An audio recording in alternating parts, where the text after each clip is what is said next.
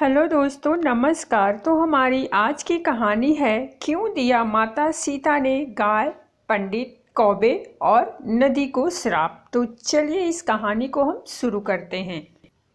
आखिर बिहार के गया में क्यों नहीं उगता तुलसी का एक भी पौधा? क्यों ब्राह्मण कभी संतुष्ट नहीं होते? फल्गु नदी सिर्फ नाम की नदी है। क्यों कौआ हमेशा लड़ झगड़ कर ही खा पाते हैं? कौआ, तुलसी, ब्राह्मण और गाय को माँ सीता ने क्यों श्राप दिया था, इसके बारे में कुछ लोग ही जानते हैं। आइए हम विस्तार से इस बारे में बताते हैं।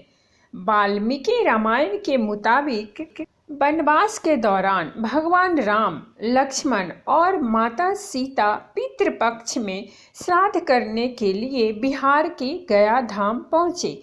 वहाँ ब्राह्मण ने भगवान श्री राम और लक्ष्मण को श्राद्ध कर्म के लिए आवश्यक सामग्री जुटाने के लिए कहा।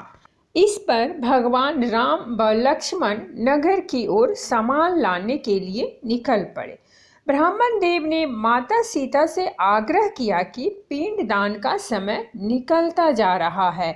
यह सुनकर माता सीता की व्यग्रता भी बढ़ती जा रही थी, क्योंकि श्री राम और लक्ष्मण अभी नहीं लौटे थे।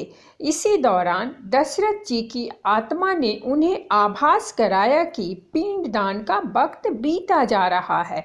यह जानकर माता सीता असमंजस में पड़ गईं। तब माता सीता ने समय के महत्व को समझते हुए यह निर्णय लिया कि वह स्वयं अपने ससुर राजा दशरथ का पिंडदान करेंगी। उन्होंने फल्गु नदी के साथ साथ वट वृक्ष, कौआ, तुलसी, ब्राह्मण व गाय को साक्षी मानकर स्वर्गीय राजा दशरथ का पिंडदान विधि विधान के साथ किया। इस क्रिया के उपरांत जैसे ही उन्होंने हाथ जोड़कर प्रार्थना की तो राजा दशरथ ने माता सीता का पिंडदान स्वीकार कर लिया। माता सीता इस बात से प्रफुल्लित हुई कि उनकी पूजा दशरथ जी ने स्वीकार कर ली है। इसके बाद उनके मन में संशय भी हुआ कि प्रभु राम इस बात को नहीं मानेंगे, क्योंकि पिंडदान पुत्र के बिना नहीं हो सकता है। थोड़ी देर बाद भगवान राम और लक्ष्मण सामग्री लेकर आए और पिंडदान के विषय में पूछा। तब माता सीता ने कहा कि समय निकल जाने के कारण उन्होंने स्वयं पिंडदान कर दिया।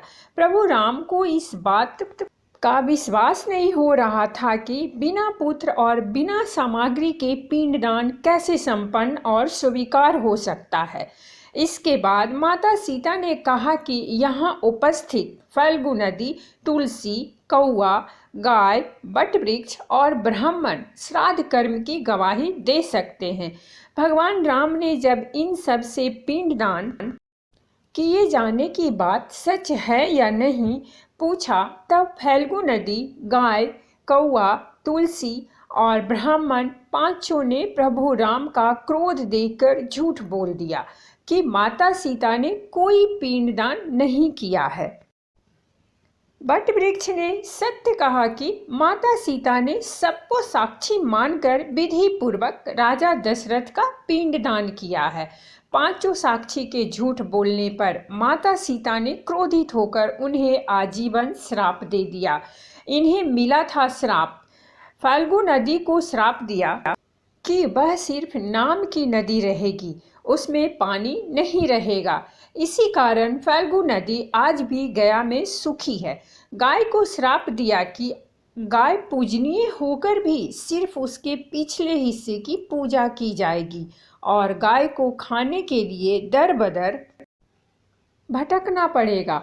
आज भी हिंदू धर्म में गाय के सिर्फ पिछले हिस्से की पूजा की जाती है। माता सीता ने ब्राह्मण को कभी भी संतुष्ट न होने और कितना भी मिले उसकी दरिद्रता हमेशा बनी रहेगी का श्राप दिया। इसी कारण ब्राह्मण कभी दान दक्षिणा के बाद भी संतुष्ट नहीं होते हैं। माता सीता ने तुलसी को श्राप दिया कि वह कभी भी गया की मिट्टी में नहीं उगेगी। यह आज तक सत्य है कि गया की मिट्टी में तुलसी नहीं फलती है। और कौवे को हमेशा लड़ झगड़ कर खाने का श्राप दिया था। कौवा आज भी खाना अकेले नहीं खाता है। माता सीता ने जहां इन पांचों को श्राप दिया, वहीं सच बोलने पे वट वृक्ष को आशीर्वाद दिया कि उसे लंबी आयु प्राप्त होगी। वह दूसरों को छाया प्रदान करेगा।